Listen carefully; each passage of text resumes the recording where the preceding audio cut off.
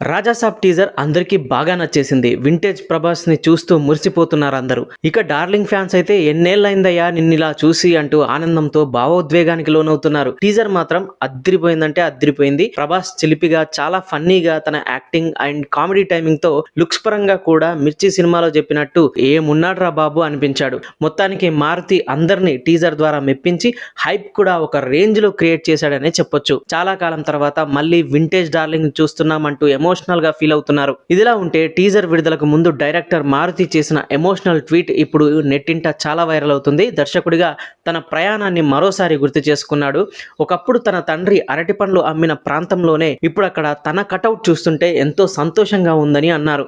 మచిలీపట్నం సిరి complex, గతంలో దాని పేరు కృష్ణ కిషోర్ కాంప్లెక్స్ గా ఉండేది. ఒకప్పుడు అక్కడే మా నాన్న చిన్న దుకాణం పెట్టుకొని అరటి పండ్లు అమ్మేవారు. సినిమాల్లోకి అడుగు పెట్టాలనే ఆశలతో ఇక్కడ విడుదలైన అందరి హీరోల బ్యానర్లు నేనే రెడీ చేసేవాడిని. ఒక్కసారైనా అక్కడ నా పేరు చూసుకోవాలి అని కలలు గన్నాను. ఇప్పుడు అదే కాంప్లెక్స్ దగ్గర నిల్చొని నా ప్రయాణం ఎక్కడ మొదలైందో గుర్తు చేసుకుంటే జీవితం సంపూర్ణమైందనిపిస్తుంది. పాన్ ఇండియా స్టార్ పక్కన నా కటౌట్ చూస్తుంటే ఎంతో సంతోషంగా ఉంది. ఇంతకు మించి ఏం కావాలి? ఈ రోజు మా నాన్న బ్రతుకుంటే గర్వపడేవారు అని ఆయన ఎమోషనల్ గా ట్వీట్ చేశారు. నేను ఏ విధంగా డార్లింగ్ ను చూపించాలని ఆశపడ్డానో, మీరు ఎలా అయితే చూడాలనుకుంటున్నారో ఇప్పుడు అదే విధంగా మీ అందరికీ డార్లింగ్ ని చూపిస్తున్నాను.